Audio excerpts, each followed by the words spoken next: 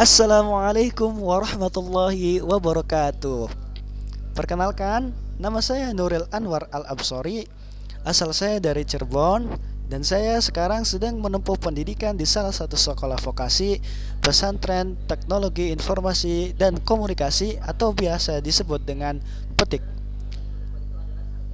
Pada kesempatan kali ini, saya akan memberikan video presentasi mengenai motherboard dan prosesor, yang mana video ini ditujukan untuk salah satu tugas saya pada mata kuliah dasar-dasar komputer pada jurusan pemrograman web dalam bimbingan Kak Indra sebagai dosennya. Baik, pada video kali ini saya akan membahas apa sih yang dinamakan motherboard itu, apa sih yang dinamakan prosesor itu, dan apa sih fungsinya motherboard dan fungsi prosesor dan jenis-jenis motherboard dan juga jenis-jenis prosesor. Baik, langsung saja kita ke materinya. Ke materi motherboard. Apa sih motherboard itu? Motherboard adalah papan sirkuit utama yang menghubungkan semua komponen penting pada komputer. Dari namanya saja sudah kita bisa bayangkan ya, bahwa motherboard itu pada bahasa Indonesia diartikan dengan papan ibu, yang mana papan ini komponen utama yang menghubungkan semua komponen penting pada komputer. Jadi komponen-komponen lain itu semuanya terpusat pada motherboard. Jadi motherboard itu adalah penghubung dari komponen-komponen penting lainnya pada komputer. Pada motherboard ini juga menyediakan platform fisik untuk unit pemrosesan pusat atau biasa disebut dengan CPU, dan juga memori dan juga komponen penting lainnya agar terhubung dan berkomunikasi satu sama lain. Lanjut. Di sini saya akan membahas jenis-jenis motherboard. Motherboard itu berbagai macam jenisnya. Pada kali ini saya akan menjelaskan jenis-jenis motherboard. 3 jenis-jenis motherboard. Yang pertama yaitu motherboard ATX. Yang kedua ada motherboard BTX. Yang ketiga ada motherboard ITX. Baik, langsung saja kita ke motherboard ATX. Motherboard ATX adalah faktor bentuk motherboard yang berukuran 305 mm kali 244 mm. Ini adalah faktor bentuk motherboard yang paling populer dan digunakan dalam berbagai jenis sistem komputer, mulai dari PC desktop biasa hingga server. Nah, motherboard ini biasa digunakan pada portable komputer atau komputer yang biasa kita gunakan. Seperti kita biasanya melihat pada warnet itu biasanya menggunakan motherboard jenis ini. Kemudian yang selanjutnya ada motherboard BTX. Motherboard BTX adalah jenis motherboard yang dirancang untuk meningkatkan efisiensi thermal dan kebisingan komputer. Dari penjelasannya saja, ini jenis motherboard ini dirancang untuk agar meningkatkan efisiensi dan meminimalisir kebisingan komputer. Jadi pada motherboard ATX yang tadi itu di revamp lagi motherboard yang baru, yaitu motherboard BTX, agar meningkatkan efisiensinya dan meningkatkan kualitas, merendahkan kebisingan komputer. Ini pada di sini ada gambarnya. Ini adalah gambar motherboard BTX. Motherboard BTX ini dikembangkan oleh perusahaan terkenal yaitu Intel. Pasti teman-teman sudah tahu perusahaan Intel banyak mengeluarkan perangkat-perangkat komputer dan perangkat-perangkat lainnya. Nah, pada tahun 2005 Intel mengeluarkan motherboard BTX ini sebagai alternatif dari faktor bentuk ATX yang dominan pada saat itu. Nah, ini bentuk alternatif dari motherboard ATX yang kebanyakannya motherboard itu dipakainya pada komputer-komputer itu dipakainya motherboard ATX. Jadi si Intel ini merancang atau dikembangkan motherboard BTX supaya efisiensinya lebih baik dan merendahkan kebisingan pada komputer. Lanjut motherboard yang ketiga, yaitu motherboard ITX. Motherboard ITX adalah faktor bentuk motherboard yang berukuran 170 mm kali 170 mm. Ini adalah faktor bentuk motherboard yang paling kecil dan biasanya digunakan dalam sistem komputer yang sangat kecil seperti HTPC, home theater PC atau PC mini.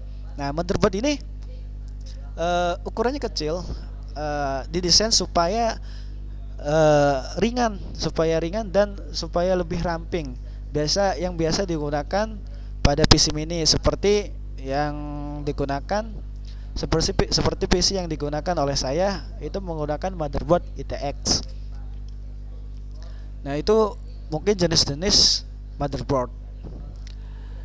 Nah, pada kali ini adalah tampilan komponen-komponen motherboard.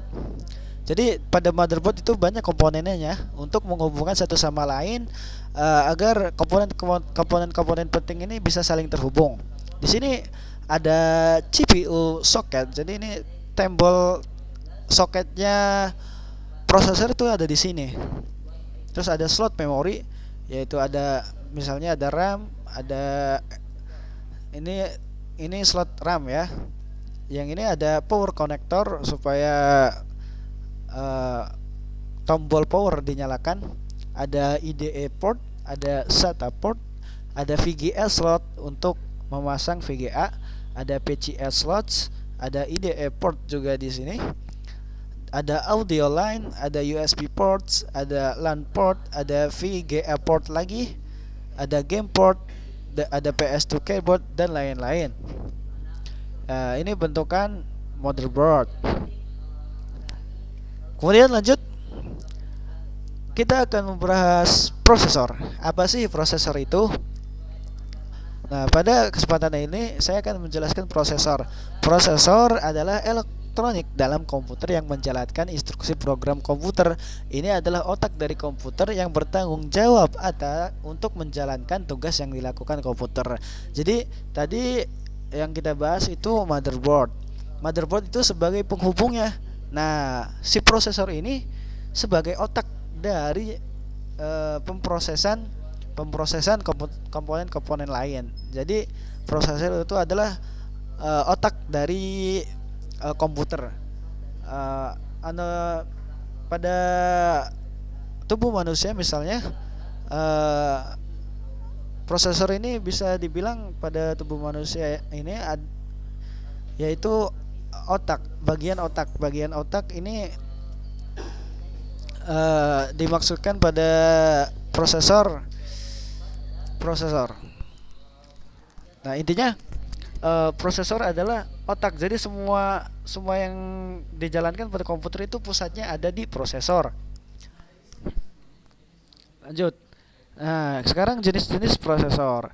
Jenis-jenis prosesor itu yang saya tahu, yang akan saya jelaskan pada kali ini ada 3, yaitu prosesor Intel, ada yang namanya Advanced Micro Device AMD, dan juga ada namanya prosesor Advanced Real Machine atau biasa disebut dengan ARM. Gimana sih bentukan prosesor ini? Baik. Di sini yang pertama ada prosesor Intel. Prosesor Intel ini bentuknya seperti ini. Biasanya pada prosesor itu terdapat logo dari siapa yang membuatnya. Itu di sini Intel. Jenis prosesor Intel ini jenis prosesor yang dikembangkan oleh Intel Corporation. Ini memiliki berbagai kelebihan. Salah satunya tahan panas dibandingkan jenis prosesor yang lainnya. Selain itu, prosesor Intel menghadirkan fitur turbo boost yang mempercepat pemrosesan data. Fitur tersebut terdapat pada Intel Core i3, Core i5, dan Core i7. Jadi prosesor Intel ini kelebihannya itu salah satunya tahan panas dan banyak variasinya. Kemudian prosesor yang kedua yaitu prosesor AMD atau Advanced Micro Device. Nah, AMD merupakan jenis prosesor yang terkenal di kalangan pemain game. Nah, biasanya yang para gamer ini pakainya prosesor AMD supaya prosesor yang digadang-gadangkan sebagai kompetitor Intel ini kerap digunakan untuk bermain game karena memiliki daya yang baik dalam proses grafis. Meski begitu, prosesor AMD juga mengonsumsi lebih banyak daya listrik dibandingkan Intel. Nah, lanjut ke prosesor selanjutnya. Prosesor selanjutnya yaitu Advanced RISC Machine atau biasa dikenal dengan ARM.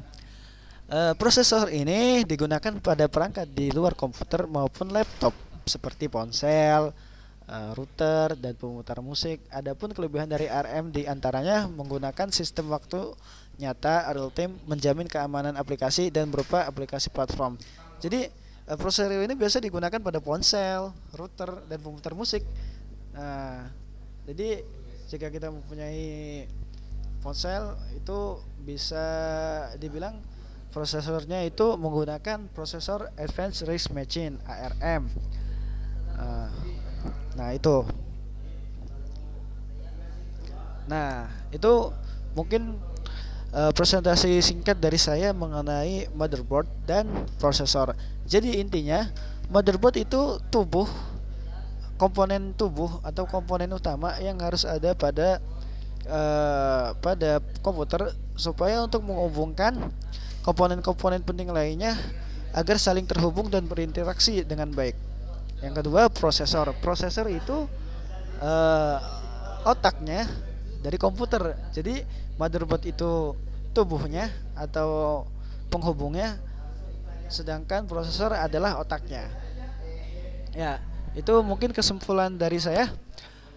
Mungkin itu saja yang dapat saya sampaikan pada presentasi kali ini.